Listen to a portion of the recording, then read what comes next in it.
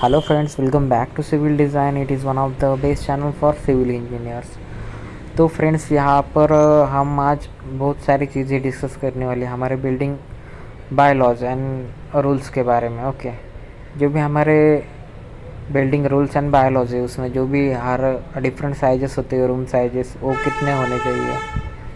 उसके बाद जो भी हमारी आर्किटेक्चर प्लानिंग है उसमें जो भी buildings rules and biology according to जो भी हमारे नॉर्म्स एंड कंडीशंस उसके बारे में हम आज डिटेल में देखने वाले हैं गाइस। जो भी रिक्वायरमेंट की साइट है उसमें जो भी इलेक्ट्रिकल लाइन के रिगार्डिंग जो भी रूल्स हो, उसके बाद अलग अलग एरिया देखेंगे, built up area, carpet area, plinth area, floor area में कौन कौन सी चीज़ें आती है।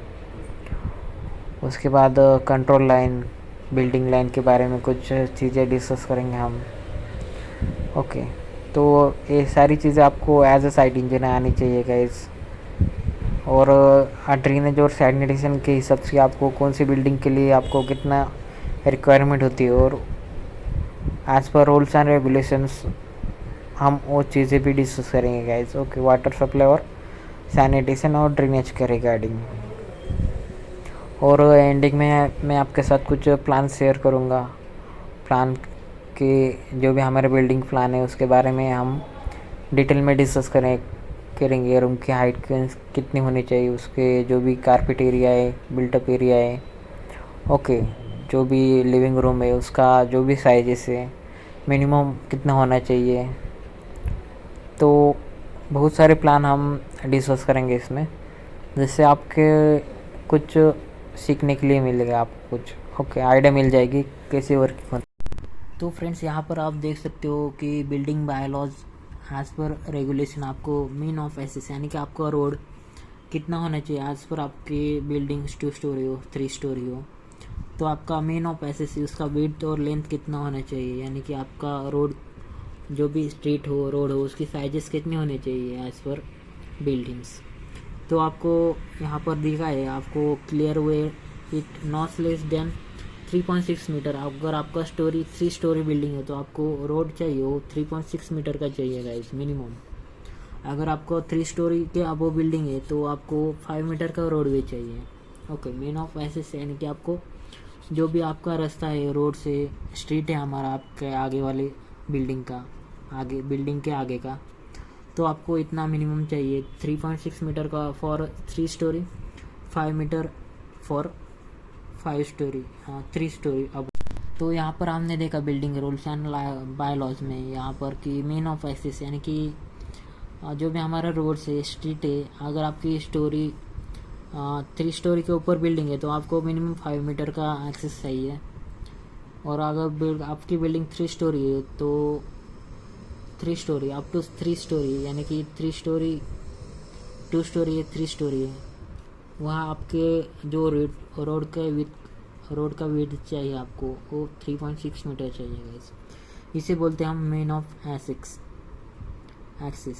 ओके, यहाँ पर मेन ऑफ एक्सिस के लिए आपको चाहिए इसका लेंथ कितना होना चाहिए, विड्थ कितना होना चाहिए।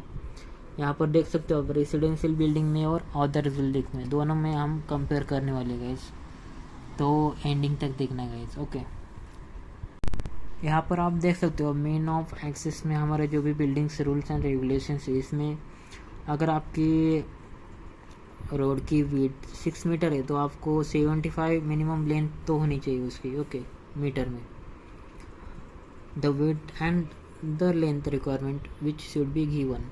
ये लेंथ के लिए आपको इतना विड्थ होना चाहिए। अगर आपकी विड्थ 7.5 मीटर है तो आपको लेंथ चाहिए 150 मीटर। ओके, तो ये सारी चीज़ें आपको पता होनी चाहिए गाइज, जो कि इम्पोर्टेंट होती है हर एक सिविल इंजीनियर के लिए। ओके, यहाँ पर आप देख सकते हो अगर आपकी अदर बिल्डिंग्स में आती है, industrial building, theatres, cinema houses, assembly halls, stadium, educational building, markets, other buildings में ये सारी बिल्डिंग्स आती है, जिसका विड्थ आप देख सकते हो और जिसका length of main of access के लिए। इसमें आप पाथवेज के लिए आपके जो भी पैदल चलते हो वॉक के लिए आपको जो भी मिनिमम तो 1.5 मीटर इसका विड्थ होना चाहिए यानी फॉर एनी पाथवे। ओके, तो ये सारी चीज़ें आनी चाहिए गाइज। यहाँ पर देख सकते हो आप, minimum setback is 2 metre between the edges of pathway and the front wall of building. तो 2 मीटर का आपको मिनिमम सेटबैक डिस्टेंस देना है उसको, जो कि आपको चलने के लिए आए, पाथवेज को भी बोलते हैं आप। ओके, तो ये सारे बिल्डिंग्स रूल्स एंड रेगुलेशन है गाइज। ये सब पढ़ने तो नहीं वाला हूँ मैं, जो जो इम्पोर्टेंट चीज़ें वो आपको बताने वाला हूँ गाइज। यहाँ पर देखा आपने कि मीन्स ऑफ एक्सेस के लिए कितना विड्थ और लेंथ चाहिए रेसिडेंशियल बिल्डिंग और हमारे कमर्शियल और अदर बिल्डिंग्स में, इंडस्ट्रियल बिल्डिंग्स में। अगर आप चाहे तो इसका स्क्रीनशॉट निकाल सकते हो। ओके, यहाँ पर open spaces with in a plot, open space के लिए उन्होंने एक फार्मूला दिया है guys. Open space for front, rear and side margin के लिए आपको ये हाइट के ऊपर डिपेंड होता है गाइज। यानी कि आपको हाइट के ऊपर उसका जो भी ओपन स्पेस देना हो आपको प्लॉट के लिए, इसका विड्थ अगर निकालना हो तो आपको यहाँ पर एक फार्मूला है 3 + h/10 / 3, यानी कि h हो गया हमारी हाइट ऑफ बिल्डिंग्स। अगर आपको हाइट 5 मीटर, 10 मीटर, 15 मीटर है, लेस दैन 25 मीटर है, तो आप ये फार्मूला यूज़ कर सकते हो गाइस। ओके, यहाँ पर आपको width of space opening metre में चाहिए, मीटर में ही मिलेगा वो। इसका फार्मूला है 3 + h/10 / 3, ये यानी कि हमारी हाइट ऑफ बिल्डिंग गाइस। इससे आपको ओपन स्पेस जितना चाहिए वो मिल जाएगा, इसकी विड्थ मिनिमम कितनी चाहिए वो। तो ये तो हुआ guys open space with a plot. अगर आपको फ्रंट ओपन स्पेस चाहिए तो आपको मिनिमम फ्रंट ओपन स्पेस के लिए इन्होंने एक टेबल दिया है उन्होंने। यहाँ पर देख सकते हो फ्रंट जो डिपेंड्स विड्थ ऑफ रोड के लिए ऊपर डिपेंड है हमको फ्रंट ओपन स्पेस कितना देना है। अगर आपको रोड का विड्थ है 7.5 मीटर तो आपको 1.5 मीटर का ओपन स्पेस देना पड़ेगा गाइज, मिनिमम दे सकते हो आप उसे, मिनिमम 1.5 मीटर। अगर आपको शेड का जो फ्रंट रोड का विड्थ है 7.5 मीटर या 18 मीटर तो आपको 3 मीटर उसका आपके बिल्डिंग का फ्रंट ओपन दे सकते हो। इसी तरह आपको अबाउट 30 है तो आपको 6 मीटर का भी फ्रंट दे सकते हो। यानी कि आप highways, MDR, MDH, okay, major district road बोलते हैं उसको, हाईवेज के तरफ से जा रहे हो तो आप इतना भी ओपन स्पेस दे सकते हो हमारे बिल्डिंग में। आपने ओपन स्पेसेस देखा, यहाँ पर रेसिडेंशियल बिल्डिंग के लिए फ्रंट ओपन स्पेसेस के लिए यहाँ पर आपने एक टेबल देखा गाइज। उसके बाद जो भी आपकी अगर यहाँ पर 7 मीटर हाइट हो बिल्डिंग के तभी आप ए स्पेस के लिए अवेलेबल हो guys, as per building rules and regulation. ये 7 मीटर बिल्डिंग के लिए ही अप्लाई होता है, up to 7 metre height of building. उसी तरह आपको रियर ओपन स्पेस और साइड ओपन स्पेस के लिए भी रूल्स है guys. Every building height less than 10 metre and rear open space on average width is 3 metre. No case measuring less than 1.8 metre except back to back building, clear margin should be average 3 metre. तो इन average आपको 3 metre का rear margin देना होता है guys हर एक building में, हर एक प्लॉट में। अगर आपको कॉर्नर साइज का प्लॉट हो जिसका एरिया 300 मीटर स्क्वायर हो तो इसका जो 2.4 मीटर, तो रियर ओपन स्पेस ने देखा कि अगर आपको 2.4 मीटर का मिनिमम एरिया देना है उसको, रियर ओपन स्पेस की विड्थ उतनी होनी चाहिए गाइज। अगर आपका एरिया कॉर्नर प्लॉट में हो 300 मीटर स्क्वायर का एरिया हो तो। साइड ओपन स्पेस के लिए भी एक रूल्स है गाइज, यहाँ पर देख सकते हो डिटैच और सेमी डिटैच के लिए यहाँ पर लिखा है उन्होंने। अगर डिटैच हो तो आपका जो भी मिनिमम साइड ओपन स्पेस होता है वो 3 मीटर फॉर बोथ साइड होता है।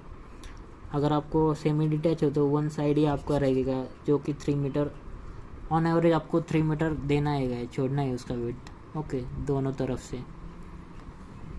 और रो हाउसेस के लिए तो रिक्वायर्ड नहीं है। ओके, तो ये सारी चीज़ें आपको आनी चाहिए guys as a civil engineer, site engineer. Building bylaws rules आपको पता होने चाहिए जो कि इम्पोर्टेंट होती है एक स्टूडेंट के लिए, साइट इंजीनियर के लिए, सिविल इंजीनियर के लिए।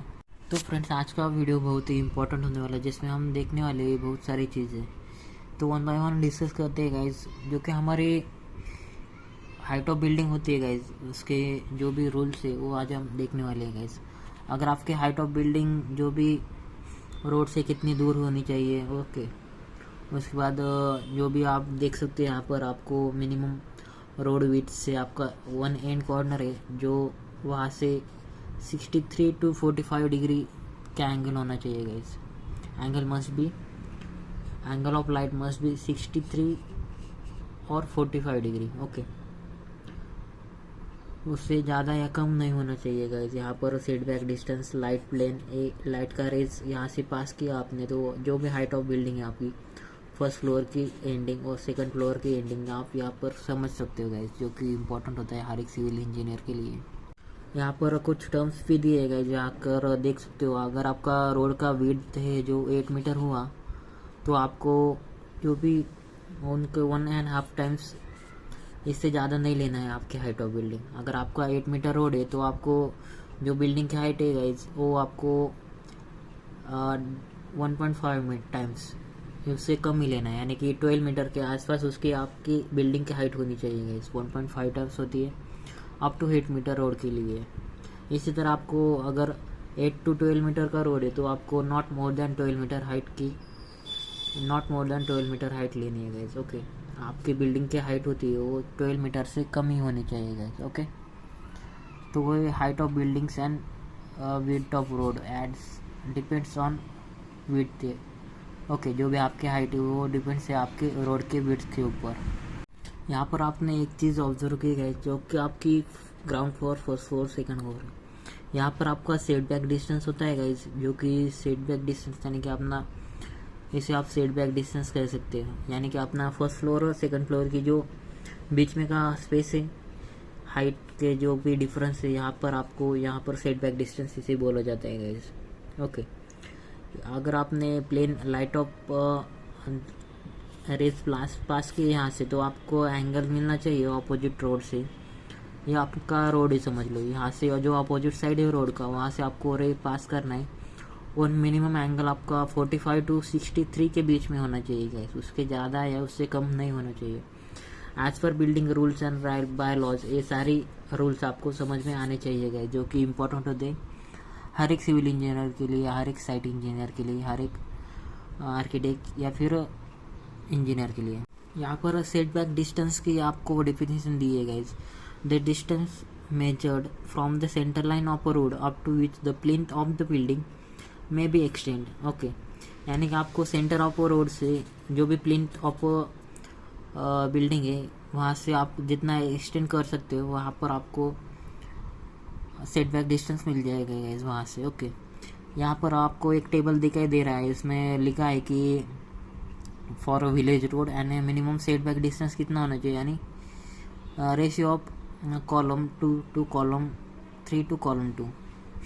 ओके, अगर विलेज रोड हो आपको तो रेसिडेंशियल बिल्डिंग, इंडस्ट्रियल बिल्डिंग के लिए अलग सेटबैक डिस्टेंस है, और अपना कॉलम 1 और 2 का जो डिफरेंस है रेशियो दिया है उन्होंने। ओके, यहाँ पर आपको इजी वे में समझना है तो हम देखेंगे यहाँ पर कि ये जो सेटबैक डिस्टेंस होता है गाइस, ये आपको अच्छी तरह से पार्किंग, फ्यूचर अगर रोड वाइडनिंग हो सकता है इसलिए वो प्रोवाइड किया जाता है। उसके बाद व्हीकल की पार्किंग स्पेस अवेलेबल होता है इससे। उसके बाद free ventilation, free circulation of air मिलता है यहाँ से।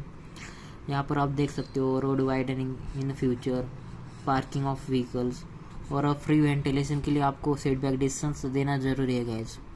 वो आपको थिएटर और कमर्शियल कॉम्प्लेक्सेस के लिए, फैक्ट्रीज के लिए 1.5 to 1.67 टाइम्स ग्रेटर होता है गाइस। ओके, उससे ज़्यादा होता है 1.5 to 1.67 टाइम्स। तो ये सारी चीज़ें आपको as a site engineer, as a civil engineer आपको आनी चाहिए गाइस, जो कि इम्पोर्टेंट होती है बिल्डिंग रूल्स और रेगुलेशन के हिसाब से गाइस। जो कि आप अगर बिल्डिंग लाइन में, कंस्ट्रक्शन लाइन में है तो ये सारी चीज़ें बेसिक है गाइस, जो कि आपको इम्पोर्टेंट आनी चाहिए गाइस। यहाँ पर आपने एक चीज़ ऑब्जर्व की इस टेबल में, village road, major district road, national और स्टेट हाईवे के लिए आपको जो भी रेसिडेंशियल बिल्डिंग है उसका मिनिमम सेटबैक डिस्टेंस है अपना जो भी 9 मीटर, 15 मीटर और 13 मीटर। इंडस्ट्रियल बिल्डिंग के लिए 15 मीटर, 24 मीटर और हमारा होता है 45 मीटर। और ये रेशियो आपको बाद में बताऊंगा ये रेशियो क्या है असलियत में। ये जो डिस्टेंस होता है गाइस मिनिमम सेटबैक डिस्टेंस, यानी कि आपको अगर फ्यूचर वाइडनिंग हो रोड का हो सकता है इसलिए आपको ये छोड़ना पड़ता है guys 9 metre, for village road, 15 metre for MDR and 30 metre for हमारे स्टेट हाईवे और नेशनल हाईवे के लिए गाइज, फॉर रेसिडेंशियल बिल्डिंग के लिए। तो ये सारी चीज़ें थी हमारे सेटबैक डिस्टेंस और हाइट ऑफ बिल्डिंग के बारे में गाइज, जो कि इम्पोर्टेंट है आपको जानना। उसके बाद जो भी बिल्डिंग्स रूल्स एंड बायलॉज में हमारे जो भी वेंटिलेशन होते हैं शाफ्ट के लिए, आपके अगर बिल्डिंग की हाइट 10 मीटर है, यानी कि आप तो आपको 1.2 मीटर स्क्वायर का शाफ्ट देना है गाइस वेंटिलेशन के लिए। उसका 1 डायमेंशन जो होना चाहिए 0.9 मीटर होना चाहिए, यानी कि 1 मीटर के 90 सेंटीमीटर के आसपास। ओके, उसी तरह आपके हाइट अब 12 मीटर है, 18 मीटर है, 24 मीटर है, इसके हिसाब से आपको ये वेंटिलेशन ऑफ शाफ्ट देना है गाइस। ओके, तो ये सारी चीज़ें वेंटिलेशन के आपको एयर के वेंटिलेशन सर्कुलेशन ऑफ एयर के लिए इसेंशियल होती है as per building rules and biology guys, जो कि मिनिमम एरिया और मिनिमम उसका 1 डायमेंशन दिया है शाफ्ट के लिए, जो कि इम्पोर्टेंट है हर एक साइट इंजीनियर के लिए समझना। उसके बाद है गाइस हमारे बिल्डिंग रूल्स एंड बायोलॉजी में मेन फंक्शन है गाइस उसका, जो भी ओपन स्पेस है हमारे बिल्डिंग के आगे, कमर्शियल हो या फिर इंडस्ट्रियल हो। अदर बिल्डिंग्स में आते हैं हमारे educational building, assembly building, business storage building, industrial sets आते हैं, उसमें इंडस्ट्रियल बिल्डिंग्स आते हैं, हजार्डस बिल्डिंग्स आते हैं। उसके लिए अलग अलग टर्म्स है गाइस, कितना ओपन स्पेस होना चाहिए हमारे बिल्डिंग के आगे, जो कि हमारे कमर्शियल बिल्डिंग हो या फिर इंडस्ट्रियल बिल्डिंग हो, कितना ओपन स्पेस होना चाहिए ज़रूरी होता है। तो उसके लिए हम डिटेल में देखने वाले गाइस कि आगे ओपन स्पेस आपको कितना देना चाहिए, मिनिमम कितना स्पेस ओपन स्पेस होना चाहिए गाइस। जैसे यहाँ पर देख सकते हो आप, एजुकेशनल और इंस्टीट्यूशनल बिल्डिंग के लिए आपको ओपन स्पेस देना है गाइस, जो कि 6 मीटर के ऊपर ही होना चाहिए, not be less than 6 metre के आगे ही होना चाहिए होगा। मिनिमम आप 6 मीटर दे सकते हो। तो फ्रेंड्स, बिल्डिंग बायलॉज में आप देख सकते हो यहाँ पर कि जो हमारे एजुकेशनल बिल्डिंग है, इंस्टीट्यूशनल बिल्डिंग है, यहाँ पर मिनिमम आपको 6 मीटर जो ओपन स्पेस फ्रंट व्यू में होना चाहिए गाइस। उसके बाद आप लिए अगर असेंबली बिल्डिंग है तो वहाँ पर भी आपको front should not be less than 12 metre. Okay, and आपको open spaces should not be less than 6 metre. तो फ्रंट आपको 12 मीटर के आसपास होना चाहिए। उसके बाद ओपन स्पेसेस आपको 6 मीटर के ऊपर ही होना चाहिए। उसके बाद आपको बिजनेस और स्टोरेज बिल्डिंग में देखा जाए तो ओपन स्पेसेस होना चाहिए उसको 4.5 मीटर के ऊपर ही होना चाहिए, उसके अंदर नहीं चलेगा, नॉट लेस दैन 4.5 मीटर। तो ये सारी चीज़ें आपको इम्पोर्टेंट है guys, as a civil engineer आपको पता होनी चाहिए बिल्डिंग रूल्स एंड बायोलॉज में कौन कौन सी चीज़ें आपको ध्यान में रखनी चाहिए गाइस। उसके बाद हमारा मेन पॉइंट है गाइस बिल्डिंग रूल्स में बायोलॉज में, अगर आपकी इंडस्ट्रियल बिल्डिंग हो कोई भी तो आपको ओपन स्पेसेस कितना देना चाहिए। अगर आपकी हाइट ऑफ बिल्डिंग 16 मीटर के आसपास हो तो आपको 4.4 मीटर मिनिमम देना चाहिए ओपन स्पेस। ओके, उसके ऊपर आपको हर एक मीटर के लिए आपको 0.20 मीटर बढ़ाना है गाइस ओपन स्पेस। यानी कि यहाँ पर देख सकते हो आप, increase to the open spaces 0.25 metre for every increase of 1 metre. Okay, अगर 17 मीटर होगी तो इसमें 0.25 मीटर ऐड करना, 18 मीटर हो गई तो प्लस 0.25, 19 प्लस 0.25, इस तरह आपको 0.25 मीटर हर एक मीटर के हाइट से ऊपर बढ़ाना है गाइस। 16 मीटर के लिए आपको 4. तो इंडस्ट्रियल बिल्डिंग के लिए ये रूल आपको इस्तेमाल करना है गाइस। जैसे कि हैजार्डस बिल्डिंग है, हैजार्डस बिल्डिंग में आपको same rule as per industrial building के लिए जो रूल्स है बिल्डिंग बायलॉज में वही आपको इस्तेमाल करना है गाइस। ये सारे चीज़ें गाइस हमारे बिल्डिंग रूल्स एंड बायलॉज में। ओके, यहाँ पर देख सकते हो आप जो कि बिल्डिंग रूल्स एंड बायलॉज में ये हमारा सैम्पल के लिए कट सेक्शन है। जैसे कि आपको बिल्डिंग्स रूल्स इसके बारे में भी हम डिस्कस करेंगे कि बिल्डिंग की साइजेस कौन सी होनी चाहिए, बेडरूम हॉल किचन की साइजेस कौन कौन सी होनी चाहिए गाइस, उसके बारे में भी हम आज डिटेल में देखने वाले गाइस। तो वीडियो एंडिंग तक देखना गाइस, मिस मत करना, क्योंकि कुछ बहुत सारी चीज़ें आपको सीखने के लिए मिल जाएगी इस वीडियो में। तो फ्रेंड्स, देखते हैं हमारे प्लिंथ एरिया में कौन कौन से एरिया इंक्लूडेड होते हैं और कौन कौन से एरिया उसमें नहीं आते। प्लिंथ एरिया में हमारा इंक्लूड होता है guys area of walls at a floor level excluding the plinth offset and projections. Okay, उसमें जो भी प्लिंथ के प्रोजेक्शन है और ऑफसेट नहीं आते उसमें, मगर जो भी area of walls at a floor levels वो आते हैं गाइस। Okay, internal shaft sanitary installation less than 2 metre square in the AC ducts and lifts. उसके बाद आते हैं porches and the cantilever provided. तो जो भी कैंटिलीवर है आपके वो प्लिंथ एरिया में आ सकते हैं गाइस, आते हैं वो। एरिया ऑफ बरसात एट टेरेस। ओके, ये भी प्लिंथ एरिया में इंक्लूडेड होता है गाइस, जो कि इम्पोर्टेंट होता है हर एक बिल्डिंग बायलॉज और रूल्स के हिसाब से। तो फ्रेंड्स, यहाँ पर आप देख सकते हो कि प्लिंथ एरिया में आपको कौन कौन सी चीज़ें इंक्लूडेड होती है और कौन कौन सी नहीं होती। यहाँ पर लॉफ्ट इंक्लूडेड नहीं होता। उसके बाद इंटरनल शाफ्ट जिसका size greater than 2 metre square है वो प्लिंथ एरिया में नहीं इंक्लूडेड होता। उसके बाद जो भी अनक्लोज बालकनी आपकी ओपन बालकनी है तो वो भी इंक्लूडेड नहीं होती। उसके बाद towers domes and less deep from a storey. उसके बाद आर्किटेक्चर बर्न्स एंड कॉर्नेसिस। उसके बाद वर्टिकल सब ब्रेकर्स। तो ये सारी चीज़ें आपको प्लिंथ एरिया में इंक्लूडेड नहीं करनी है गाइस। ओके, तो ये सारी थी हमारे प्लिंथ एरिया के बारे में, जो कि आपको जानना इम्पोर्टेंट है कि बिल्डिंग रूल्स एंड बायलॉज में कौन कौन सी चीज़ें आती है इन प्लिंथ एरिया गाइस। उसके बाद देखेंगे हमारे फ्लोर एरिया में कौन कौन सी चीज़ें आती है और कौन कौन सी नहीं आती। फ्लोर एरिया यानी कि अपना जो भी प्लिंथ एरिया माइनस वॉल, इसको आप कारपेट एरिया भी बोल सकते हो। ओके, यहाँ पर आप कारपेट एरिया भी उसको बोल सकते हैं। इसमें कौन कौन सी चीज़ें नहीं आती, डोर्स अदर ओपनिंग ये आती है guys. Okay, internal pillars support plaster along the walls exceeding 300 metre square.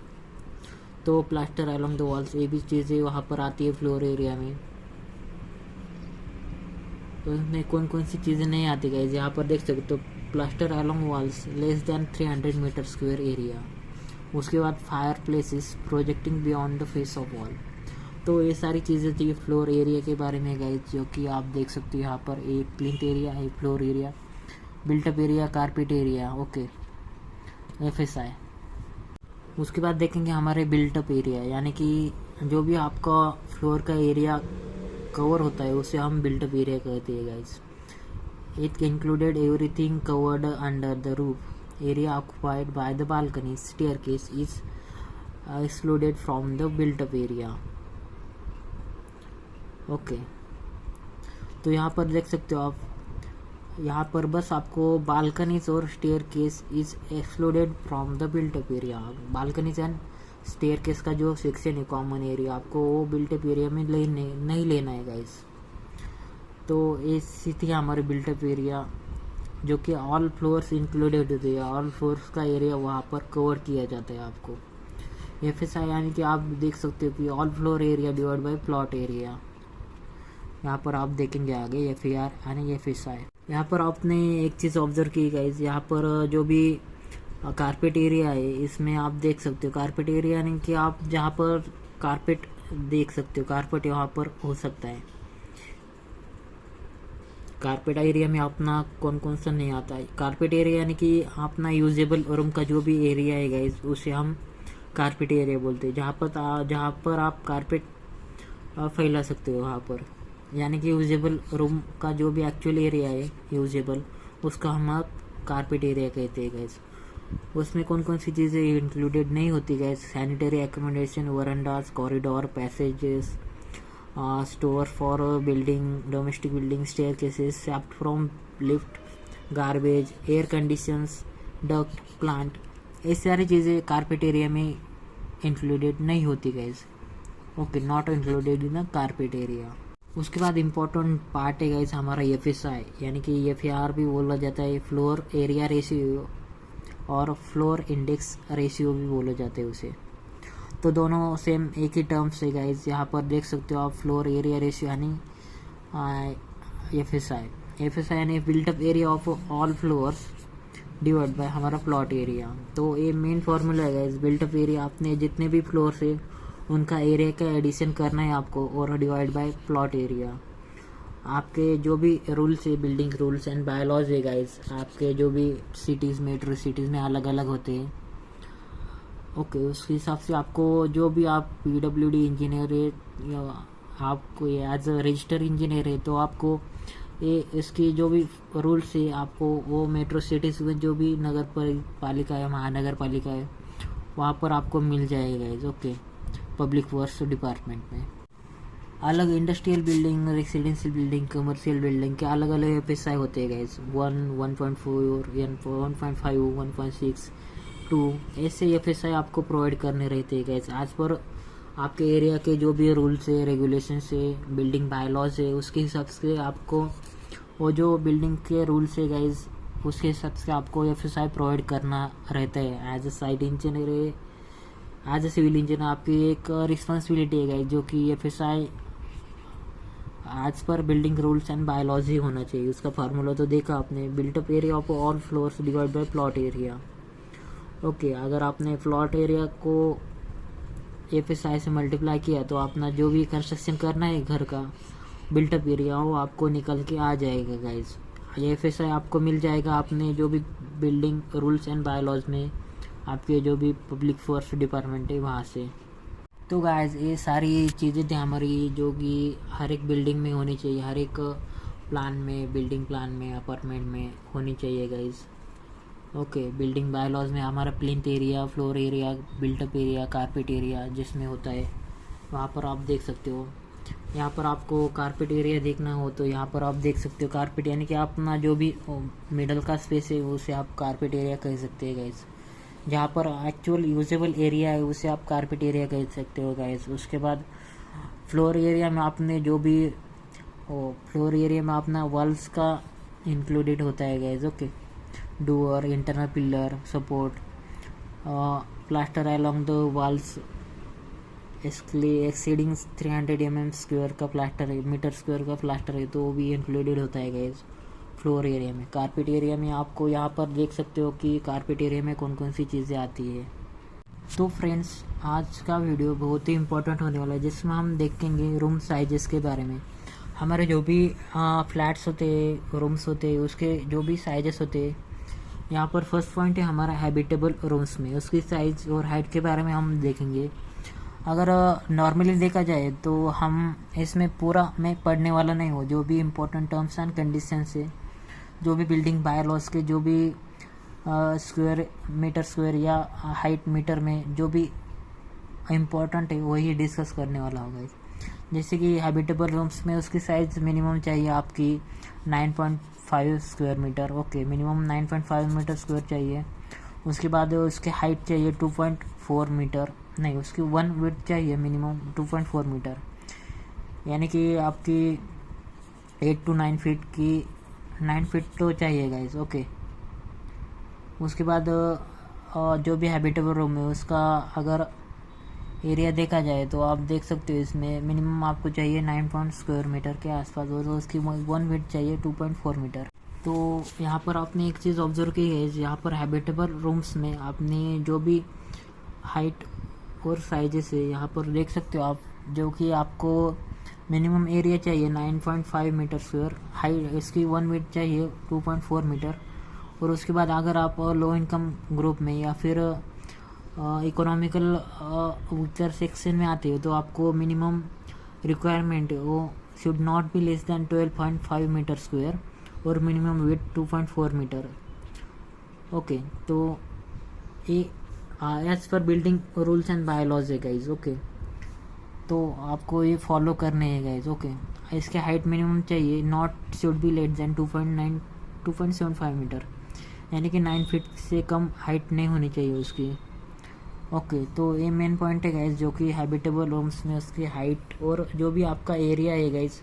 यहाँ पर आप देख सकते हो ये लाइन प्लान, ये हमारा लाइन प्लान है गाइज। यहाँ पर टिपिकल 3 BHK फ्लैट के लिए, और यहाँ हमारा 3D व्यू है, हमारा कट सेक्शन है 1 BHK फ्लैट के लिए। यहाँ पर आप देख सकते हो कि हमारा हॉल, उसके बाद टेरेस एरिया, उसके बाद बाथरूम, उसके बाद जो भी हमारा किचन और बेडरूम और उसके जॉइनिंग के लिए एक टॉयलेट बाथ दिया है। यहाँ पर आपको कारपेट एरिया जो भी है वो मिलना चाहिए गाइस 9.5 मीटर स्क्वायर के आसपास। ओके, मिनिमम एक फैमिली के लिए ज़रूरी है गाइस। ओके, तो ये सारी चीज़ें आपको आनी चाहिए गाइस, जो कि इम्पोर्टेंट होती है एक साइट इंजीनियर को जानना है गाइस। तो ये सारी चीज़ें थी हैबिटेबल रूम्स के बारे में, उसकी साइजेस क्या होती है, उसकी हाइट क्या होती है। ओके, तो एज़ पर बिल्डिंग रूल्स और बायोलॉज ये आपको फॉलो करने हैं गाइस। तो हैबिटेबल रूम्स में हमारी रूम साइजेस के लिए आपको एक एक्सेप्शनल है गाइस। यहाँ पर आपको अगर होटल रूम या फिर एजुकेशनल बिल्डिंग है, इंडस्ट्रियल बिल्डिंग है, तो उसमें जो भी मैक्सिमम हाइट चाहिए आपके रूम साइजेस की, वो चाहिए गाइस 4.2 मीटर के आसपास। उससे ज़्यादा नहीं चलेगी, उससे कम होगी तो भी चलेगी गाइस।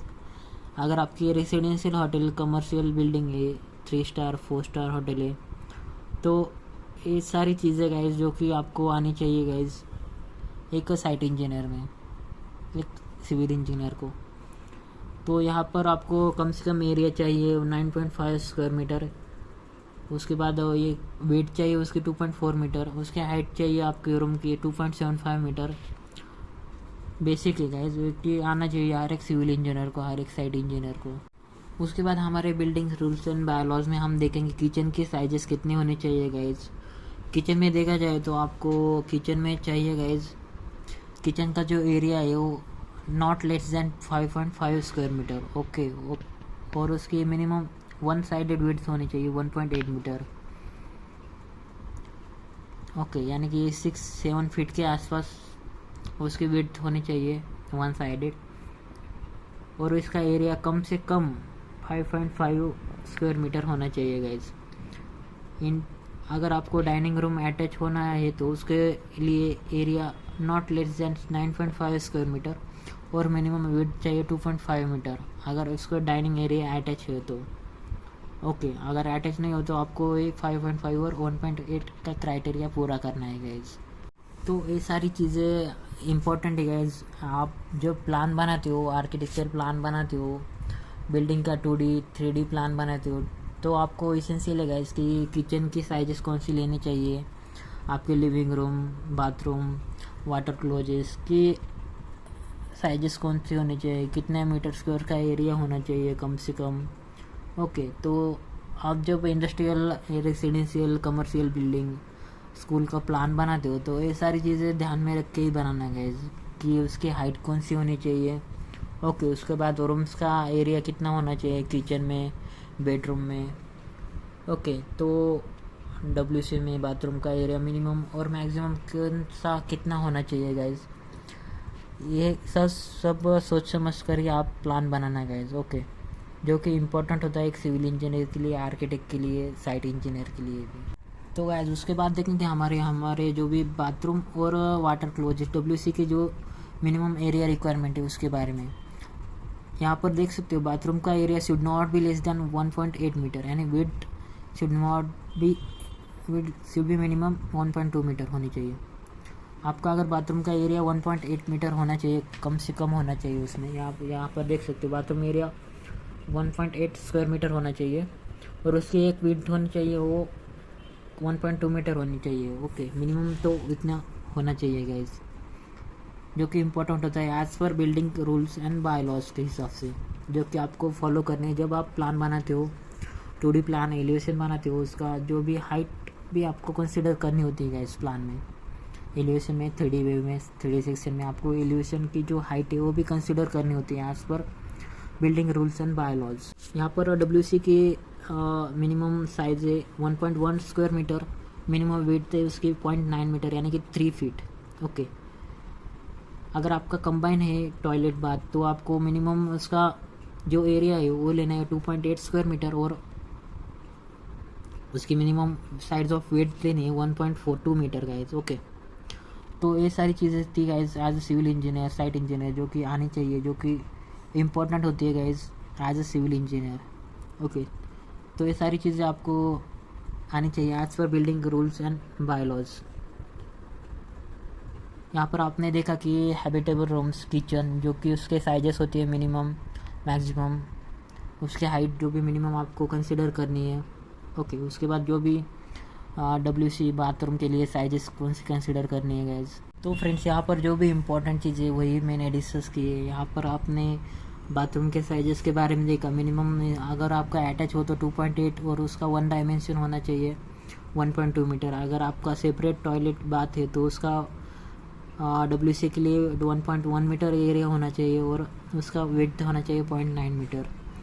उसके लिए आपको हाइट चाहिए गाइज, मिनिमम उसकी हाइट चाहिए 2.2 मीटर, यानी कि 7 फीट मिनिमम हाइट चाहिए गाइज उसकी। अगर आपके बाथरूम और टॉयलेट के लिए सीलिंग से मेजर किए तो okay, lowest point of ceiling से मेजर किए तो अदर रिक्वायरमेंट ये सारी चीज़ें इंपॉर्टेंट नहीं है गाइज। जो कि इंपॉर्टेंट चीज़ें हाइट, उसका एरिया कितना होना चाहिए, उसमें जो जो चीज़ें इंक्लूडेड होती है। यहाँ पर minimum size of bathrooms and WC यहाँ पर दिए गए, इंडिपेंडेंट WC यहाँ पर 1.1, 1.3 बाई 1.2 2 मीटर। तो फ्रेंड्स आप जब बिल्डिंग प्लान्स बनाते हो, 3D व्यू बनाते हो, इसका कट सेक्शन बनाते हो, तब आपको ये चीज़ें एसेंशियल है जो कि इम्पोर्टेंट होती है एक सिविल इंजीनियर को। ओके, जब आप प्लान बनाते हो उसका रूम का साइजेस कितना होना चाहिए, ओके, उसके टेरेस में कितना एरिया देना चाहिए, किचन में कितना एरिया होना चाहिए, कारपेट एरिया कितना होना चाहिए कम से कम, उसके हाइट के जो भी बिल्डिंग्स रूल्स एंड बायलॉज होती है गाइज, उसके हिसाब से आपको देनी होती है गाइज। ओके, उसमें हर एक रूम का साइजेस मिनिमम और मैक्सिमम दिया गया है गाइज, उसकी हाइट दी है। उसके बाद जो भी बाथरूम है, टॉयलेट है, उसका 1 डायमेंशन फिक्स होता है। उसके बाद उसका एरिया भी आपको मिनिमम कितना होना चाहिए, मैक्सिमम तो आप कितना भी ले सकते हो, मगर मिनिमम आपको कितना क्राइटेरिया फुलफिल करना है वो आपको पता होना चाहिए गाइज।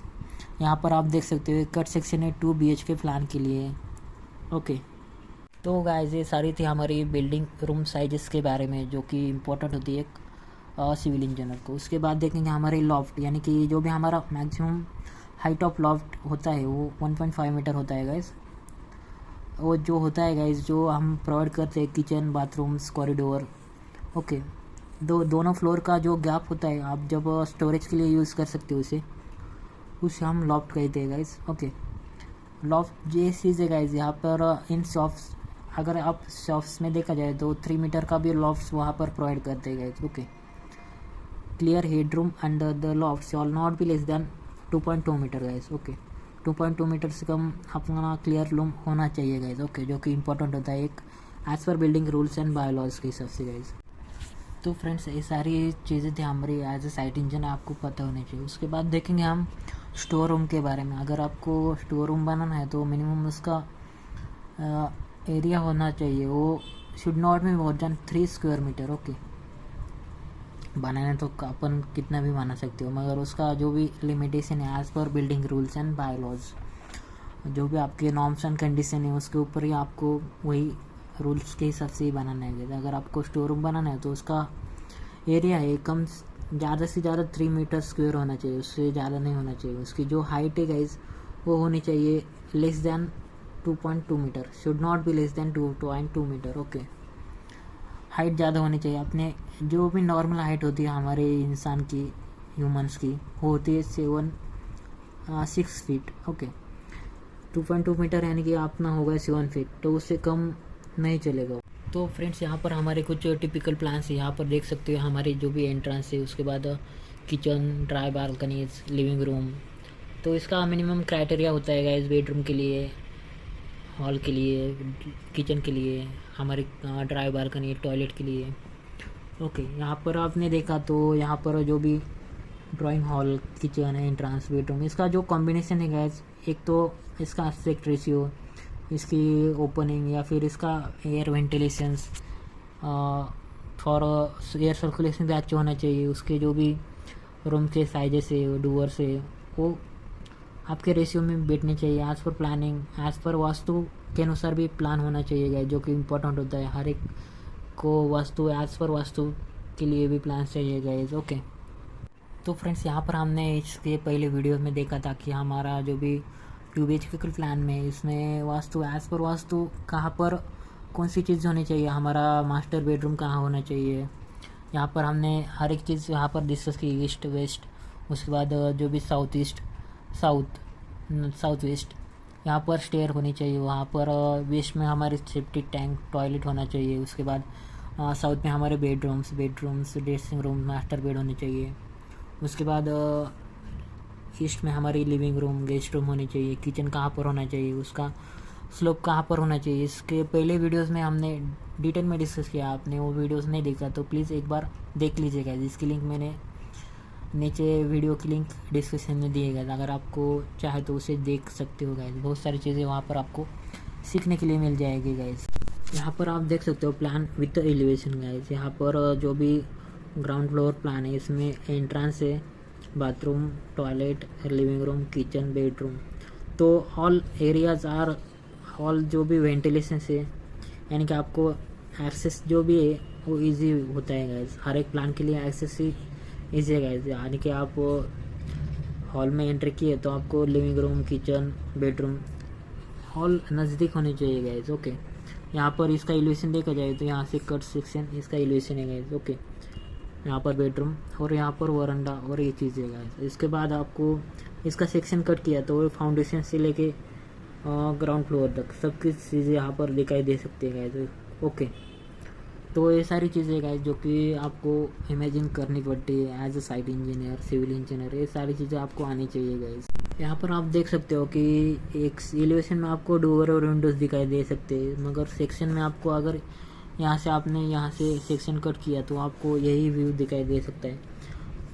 कॉलम बहुत सारे हमारे। ओके, ये बस सेक्शन है, UCR मैसनली, एक स्टेप फुटिंग है हमारी, PCC, सब कुछ दिखाई दिया है गाइज। हाइट कितनी है, उसका सेक्शन कहाँ पर है, ये टॉयलेट और बाथरूम के सेक्शन से डैडो टाइल्स कहाँ तक प्रोवाइड की है, कितने मीटर हाइट तक। उसके बाद जो भी कोपिंग, सैंड बेड कितने mm तक प्रोवाइड किया है। उसके बाद फुटिंग में आपको कितना डिस्टेंस आपको स्टेप फुटिंग के लिए देना पड़ता है गाइज। तो ये सारी चीज़ें आज साइट इंजीनियर आपको आनी चाहिए गाइज।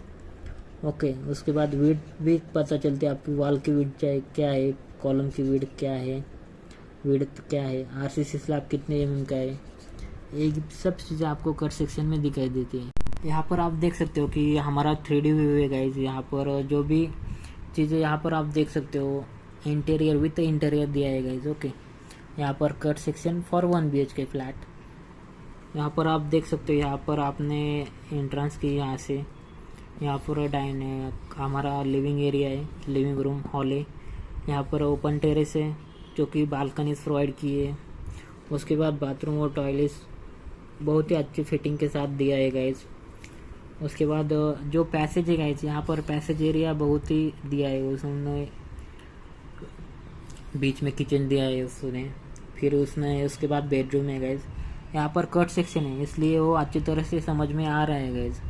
अगर आपको प्लान दिखाया जाए तो वो अच्छी तरह से समझ में नहीं आता गाइज। ओके, एक लाइन को प्लान दिखाया जाए तो इसीलिए हर एक रियल एस्टेट प्रोजेक्ट में कट सेक्शन देते हैं गाइज, आप इमेजिन कर सको। उसके बाद है हमारा 2 BHK के लिए कट सेक्शन है गाइज। यहाँ पर आप इमेजिन कर सकते हो कि यहाँ पर एंट्रेंस है, फिर हमारा हॉल है, ये हमारा TV का सेटअप है यहाँ पर आगे। उसके बाद बालकनीज है, टेरेस है, ओपन टेरेस फॉर मीटिंग। उसके बाद जो भी हमारा किचन है, उसके बाद 1 BHK, 1 बेड, वहाँ पर 1 बेड है। उसके बाद जो भी टॉयलेट बाथ है अटैच हमारा, यहाँ पर सेपरेट बेड के लिए एक टॉयलेट बाथ है अटैच के लिए बेड, यानी कि आपको बस बेड ही मिलेगा गाइज। ओके, बेडरूम में बेड। उसके बाद जो भी वहाँ पर फर्निश्ड एरिया यहाँ पर दिखा है 3D व्यू में आप देख सकते हो सब चीज़ें अच्छी तरह से गाइज। ओके, जैसे कि आप प्लान में भी देख सकते हो, मगर प्लान में जितना दिखता है वहाँ से उतना बेटर आपको 3D view, 3D cut section में दिखता है गाइज। अगर आप प्लान में देखोगे तो as per building rules and bylaws, ये सारी चीज़ें भी आपको समझ में आनी चाहिए कि कितना एरिया मेंटेन रखना है एक प्रॉपर फ्लैट के लिए, एक प्रॉपर बिल्डिंग के लिए, एक प्रॉपर रियल एस्टेट प्रोजेक्ट के लिए, कितना कौन सा एरिया, कितने पार्किंग एरिया हो, इलेक्ट्रिकल पैसेज हो, कैबिन हो, सिक्योरिटी कैबिन हो। उसके बाद जो भी हमारे वाटर सप्लाई के लिए कितना एरिया चाहिए, ओके, पाइपलाइंस के लिए, उसके बाद टॉयलेट के लिए, बाथरूम। तो ये 2D प्लान है गाइज हमारे 2 BHK फ्लैट के लिए। यहाँ पर 1 बेड 2 बेड, यानी कि एक किचन, एक living room, open terrace, entrance, lobby. तो आई होप आपको ये प्लान समझ में आ गया होगा गाइज। यहाँ पर आप कट सेक्शन देख सकते हो, एंट्रेंस, लॉबी, टेरेस 2 BHK के लिए। ये जो प्लान देख रहे हो गाइज, इसमें आपको ये एलिवेशन, इसके बाद ये सेक्शनल व्यू है, इसके बाद ये हमारा ग्राउंड फ्लोर प्लान है। इसमें जो वॉल के थिकनेस है, इंटरनल वॉल्स होते हैं हमारे 4 इंचेस के वॉल होते हैं, आउटर वॉल हमारे ज़्यादा बड़े होते हैं गाइज, 9 इंचेस के वॉल। ओके, तो यहाँ पर आप देख सकते हो drawing room, bedroom, kitchen, hall, जो कि एज पर रिक्वायरमेंट आपको प्रोवाइड करना होता है, as per building rules and bylaws guys. Elevation में भी आपको देख सकते हो। और ये हमारे जो भी स्ट्रक्चर है गाइज, ये हमारा लोड बेरिंग स्ट्रक्चर है गाइज। यहाँ पर देख सकते हो फाउंडेशन हमारा स्टेप फुटिंग है, मगर जो भी लोड बेरिंग वाल है बड़ी वॉल्स प्रोवाइड कर सकते हैं। यहाँ पर आपको जो एरिया मिलेगा एज पर RCC स्ट्रक्चर आपको कम एरिया मिलेगा, यूज़ कम होगा गाइज। ओके, इकोनॉमिकल है मगर आपको कम एरिया यूज़ मिलेगा। यहाँ पर आप ये प्लान देख सकते हो गाइज, इसमें आपको कॉम्पोजिट स्ट्रक्चर है गाइज, जो कि यानी कि आपका यहाँ पर फ्रेम स्ट्रक्चर है, यहाँ पर हमारा जो है वो लोड बेरिंग वॉल्स है यहाँ पर, और यहाँ पर हमारा जो कॉम्पोजिट स्ट्रक्चर है यहाँ पर। ये प्लान देख रहे हो गाइज, यहाँ पर है entrance, living room, bedroom, kitchen, bed, यहाँ पर एलिवेशन है गाइज। तो एज पर वास्तु बनाया गया है प्लान गाइज। यहाँ पर आप देख सकते हो, यहाँ पर जो भी 3D व्यू कट सेक्शन दिया है यहाँ पर, जो कि एंट्रांस, लॉबी, हमारे जो भी चीज़ें वो कहाँ पर होने चाहिए, यानी कि आपका स्टेयर्स, ओवरहेड वाटर टैंक, जो भी हेवी मटेरियल से आपको वेस्ट साइड में देना है गाइज। इसके ऊपर हमने बहुत सारे वीडियोस बनाए गए, जो कि आज पर वास्तु कौन कौन सी चीज़ें आपको ध्यान में रखनी चाहिए गाइज। प्लेलिस्ट में जाके देख सकते हो आप वो वीडियोस। ये भी बहुत अच्छा प्लान है गाइज। यहाँ पर देख सकते हो कि कुछ नया सीखने को मिलेगा। यहाँ पर जो भी विंडोज़ और डोर से आप ब्लैक में दिखाया गया है। अपने AutoCAD के ऊपर जो भी कलर सेक्शन है वो यूज़ कर सकते हो आप। आपने अगर AutoCAD की सीरीज़ हमारी नहीं देखी तो प्लीज़ एक बार देख लीजिएगा। बहुत अच्छी वीडियोज़ और बहुत इम्पोर्टेंट नॉलेज वहाँ पर हमने शेयर किया है गाइज। यहाँ पर एंट्रांस, उसके बाद लिविंग रूम, किचन, बेडरूम, उसके बाद जो भी 12.2 मीटर बाय 8.9 मीटर का हमारा साइज है, प्लान का प्लॉट साइज है। यहाँ पर 7.8 मीटर है।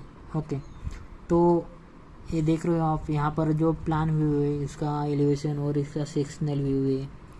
तो एज अ सिविल इंजीनियर आपको इमेजिन करना पड़ेगा कि एलिवेशन में ये कैसा दिखेगा, सेक्शनल में इसका कट किया तो कैसा हो सकता है। ओके, तो आपको डिटेल प्लान जानना हो तो आप इसे डिटेल प्लान कर सकते हो गाइस। जैसे कि आपको हर एक डायमेंशन मिल जाएगी आपके वॉल के, जो भी रूम डायमेंशन है, डोर, विंडोज़, इसका पूरा शेड्यूल मिल जाएगा। उससे हम डिटेल प्लान करते हैं गाइस। उसके बाद फ्रंट एलिवेशन का ये प्लान है, इसका फ्रंट एलिवेशन ऐसे दिखाई दे सकता है। यहाँ पर स्टेयर, इसके बाद जो भी वो वरांडा, उसके बाद बेडरूम, यहाँ पर आपको देख सकता है ये फ्रंट एलिवेशन में। अगर इसका सेक्शनल व्यू कट किया तो आपको ऐसा दिखाई देगा गाइस, जो कि इम्पोर्टेंट होता है। उसके ऊपर आप कैलकुलेट कर सकते हो अपना प्लिंथ एरिया, जो कि FSI और सब कुछ इंक्लूडेड होगा वहाँ पर। इसमें आपको सेक्शनल व्यू में हर एक चीज़ दिखाई देगी, डैडोज, जो भी फुटिंग के शेड्यूल से, कटिंग सेक्शन से, किचन में जो भी विंडोज़, डोर से, हाइट, मेन तो हाइट है गाइस, हाइट दिखाई देगी वहाँ पर, पैरापेट वॉल।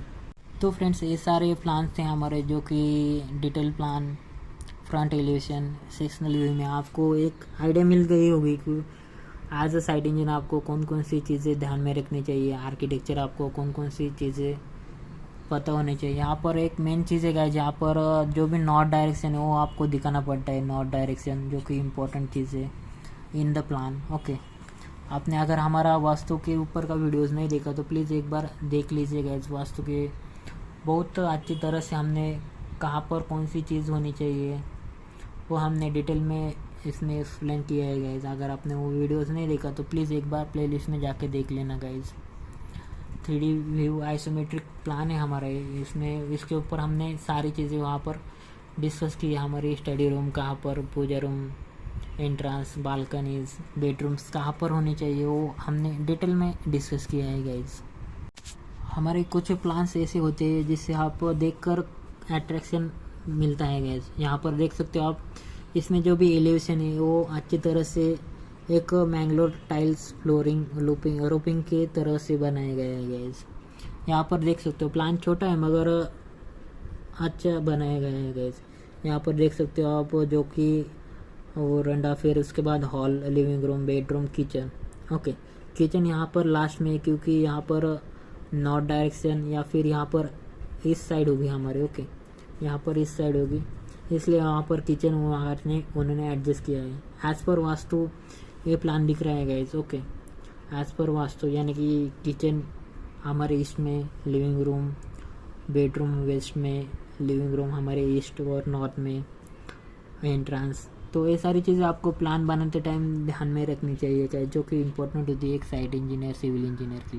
उसके बाद आपने यहाँ पर एक चीज़ ऑब्जर्व की है गाइज, यहाँ पर आपको जो भी एज पर वास्तु के रिलेटेड जो भी डाउट हो यहाँ पर आप मुझे डिस्कस कर सकते हो। यहाँ पर आपने जो भी आपका वर्किंग ड्राइंग्स हो, आपको वहाँ पर शेड्यूल ऑफ ओपनिंग देना है। ओके, डोर्स के लिए जो जितने भी डोर हो उसका स्पेसिफिकेशन आपको देना होता है गाइज। उसके बाद यहाँ पर देख सकते हो आप, जो कि सेक्शनल व्यू में आपको हर एक तरह की हाइट की जो भी डायमेंशन है वो आपको देने पड़ेगा गाइज। यूसीआर मेसनरी, उसके फाउंडेशन की डिटेल आपको प्रोवाइड करनी होगी। उसके बाद एलिवेशन में आपको डोर्स और विंडोज़, फ्रंट एलिवेशन आपको कैसा दिखेगा। उसके बाद आपको उसका फर्नीचर प्लान 3D व्यू देना होगा गाइज, जो कि इम्पोर्टेंट होता है एक सिविल इंजीनियर के लिए, आर्किटेक्ट के लिए, इंटीरियर डिज़ाइनर के लिए। ये एक अलग तरीके से प्लान है गाइज। यहाँ पर अलग प्लान है। यहाँ पर living room, drawing room, verandas, bedroom, kitchen. यहाँ पर आपको एंट्रेंस यहाँ से मिलेगी।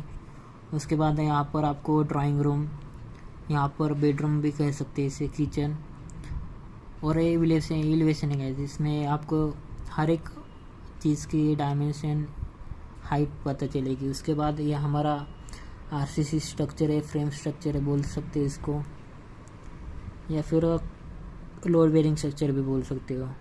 ओके, यहाँ पर एलिवेशन कट सेक्शन में आपको सब दिखाई देगा। इसमें स्टेयरकेस की जो भी कट सेक्शन है, डोर्स विंडोज़ के कट सेक्शन है। उसके बाद फाउंडेशन की जो भी डिटेल्स है वो डिटेल में देख सकते हो। यहाँ पर हाइट जो भी यहाँ पर देख सकते हो आप डिटेल में। ओके, ये जो प्लान है गाइज, इसमें आपने एक चीज़ ऑब्जर्व की गाइज, ये जो प्लान है इसमें पूरा आपको 2 BHK का प्लान है। 2 बेड, 1 रूम, 1 हॉल, किचन। यहाँ पर डोर्स, विंडोज़। ओके, यहाँ पर इजी अच्छे तरह से प्लान बनाया गया इस वे में। यहाँ पर लोड बेरिंग स्ट्रक्चर है। वॉल की जो थिकनेस है वो ज़्यादा है गाइज, यहाँ पर आप देख सकते हो। यहाँ पर डोर का शेड्यूल और वेंटिलेशन का शेड्यूल भी दिया है गाइज, जो कि इम्पोर्टेंट होता है हर एक आर्किटेक्चर वर्किंग ड्राइंग में देना ज़रूरी है गाइज। यहाँ पर आप देख सकते हो ये 1 BHK फ्लैट के लिए आपको जो भी रिक्वायरमेंट है 2D व्यू में आपको दिखाई गई है। इसमें passage, bedroom, master bedroom, kitchen, dry balconies, entrance, ये सारी चीज़ें आपको दिखानी पड़ेगी गाइज। फर्नीचर प्लान है इसमें दिया हुआ। यहाँ पर ये भी एक अलग तरीके का प्लान है गाइज। यहाँ पर आपको देख सकते हो, यहाँ पर stairs, living room, kitchen, bedroom, bathroom. 1 BHK plan है गाइज। किचन के लिए जो भी किचन वाटा है, किचन की डायमेंशन mm में है। आपकी हर एक ड्राइंग mm में या मीटर में या फिर फीट में होगी गाइज, फीट इंचेस में या फिर मीटर और सेंटीमीटर में होगी, mm में होगी। इसको बोला जाता है मीटर। और हमारे इंजीनियरिंग यूनिट्स होते हैं और आर्किटेक्चर में आपको फीट्स और इंचेस में आते हैं गाइज। ओके, आर्किटेक्चर यूनिट होती है और 1 मीटर यूनिट होती है गाइज। आपने अगर हमारे AutoCAD की वीडियोस नहीं देखे तो प्लीज़ एक बार देख लीजिए गाइज, वहाँ पर आपकी हर एक चीज़ वहाँ पर क्लियर हो जाएगी। यहाँ पर आप देख सकते हो, यहाँ पर जो भी 1 BHK 2 BHK के लिए सैम्पल प्लान्स बने हैं। 2 BHK के लिए टाइप 1 और टाइप 2 का प्लान है गाइज। यहाँ पर ये भी एक अच्छा प्लान है गाइज। एक प्लान की सैम्पल कॉपी अच्छी तरह से बनाई गई है। यहाँ पर एंट्रेंस, फिर लिविंग रूम, किचन, बेडरूम।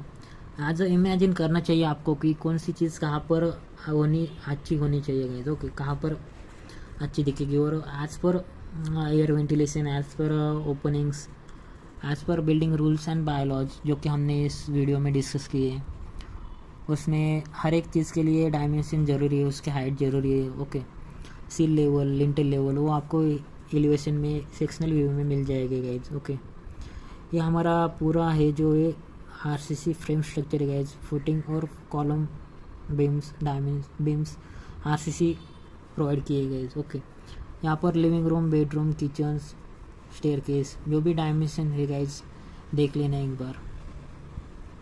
यहाँ पर आपको एक चीज़ ऑब्जर्व की गई, एज अ साइट इंजीनियर आपको पहले तो लाइन प्लान बनाना होगा जो कि समझ में आए अच्छी तरह से। आपके दिमाग में पहले तो लाइन प्लान फिट होगा, उसके बाद आप अपना जो भी 2D प्लान है वॉल्स बना के वहाँ पर आप डाल सकते हो गाइज। ओके, उसमें वॉल बाद में ऐड करना गाइज। पहले तो आपको लाइन प्लान आना चाहिए उसका, जो भी bedroom sizes, bathroom, living room के साइजेस, वो आपको लेने के बाद ही उसका डिटेल प्लान बनाना गाइज, जो कि इम्पोर्टेंट होता है एक आर्किटेक्चर के लिए, एक साइट इंजीनियर, एक सिविल इंजीनियर के लिए। ओके, यहाँ पर देख सकते हो लाइन प्लान में बस एक लाइन ड्रॉ की है, वहाँ पर प्लान आपने कौन सी चीज़, कौन सी रूम कहाँ पर होगी वो बिठाया है, और क्लोज टू सब एरियाज। ओके, यहाँ पर आप देख सकते हो ये डिटेल प्लान में आपको सब डिटेल में देखना पड़ेगा अभी इसको। ओके, AutoCAD पे बनाए। तो फ्रेंड्स यहाँ पर एक प्लान अच्छा है गाइज। यहाँ पर जो भी ऑफिशियल प्लान है ऑफिस के लिए बनाया गया है गाइज, या फिर बैंकिंग के लिए बनाया गया है गाइज। यहाँ पर देख सकते हो कमर्शियल बिल्डिंग का प्लान है, हमारे बैंक का समझो इसे, या फिर कोई अच्छी कंपनी हो गई इसका प्लान है। यहाँ पर देख सकते हो यहाँ पर गेट है, उसके बाद एक वाइट स्पेस है ओपनिंग जो कि सीटिंग अरेंजमेंट के लिए। ऑफिस, यहाँ पर कैबिन, ऑफिसर कैबिन, ऑफिस, यहाँ पर टॉयलेट जो कि अच्छी तरह से बनाया गया है गाइज। ओके, यहाँ पर एरिया देखा जाए तो 9.9 मीटर बाय इसका 13.7 मीटर में अच्छी तरह से उन्होंने प्लानिंग की है, उसका डेकोरेट शेड्यूल किया है। उसका एलिवेशन देखा जाए तो फ्रंट एलिवेशन में आपको इस साइड में देखा जाए तो ये एलिवेशन दिख जाएगा गाइज। ओके, एलिवेशन में आपको दिख जाएगा गेट, इसमें जो भी वेंटिलेशन प्रोवाइड किया है, और उसके बाद विंडोज़ जो कि यहाँ पर प्रोवाइड की है। ओके, जो कि इम्पोर्टेंट होती है आपको इमेजिन करना। तो फ्रेंड्स ये सारी चीज़ें आपको एज अ साइट इंजीनियर, आपको civil engineer, as a architecture आपको समझ में आनी चाहिए गाइस, जो कि इम्पोर्टेंट होती है एक सिविल इंजीनियर के लिए। ओके, हमने यहाँ पर बहुत सारी चीज़ें यहाँ पर डिस्कस की है, प्लान डिस्कस किए यहाँ पर। ओके, यहाँ पर हमने ये प्लान देखा जो कि इंटरेस्टिंग था, इम्पोर्टेंट था आपके लिए पहचानना। उसके बाद डिटेल प्लान देखा हमने यहाँ पर, जो इसका एलिवेशन सेक्शन हमने देखा। उसके बाद जो भी हमने ये वाला प्लान देखा जो कि अलग तरह से उन्होंने प्लान किया था, शेड्यूल किया था। ओके, तो बहुत सारे हमने प्लान यहाँ पर डिस्कस किए गाइस, जो कि लाइन प्लान होते हैं हमारे बिल्डिंग के लिए इम्पोर्टेंट होते हैं गाइस। ओके, डिटेल सेक्शन यहाँ पर हमने कुछ डिस्कस किए गाइस। यहाँ पर लाइन प्लान है, यहाँ पर आप चाहे तो उसे अच्छी तरह से डिज़ाइन कर सकते हो, प्लान कर सकते हो गाइस। तो फ्रेंड्स आई होप आपको वीडियो अच्छा लगा होगा, वीडियो का कंटेंट आपको अच्छा लगा होगा, तो प्लीज़ वीडियो को लाइक, शेयर एंड चैनल को सब्सक्राइब करना ना भूलिएगा गाइस। ओके, और आने वाले वीडियोस में भी इतना ही अच्छा कंटेंट चाहिए आपको, तो प्लीज़ वीडियो को लाइक, शेयर एंड चैनल को सब्सक्राइब करना गाइस।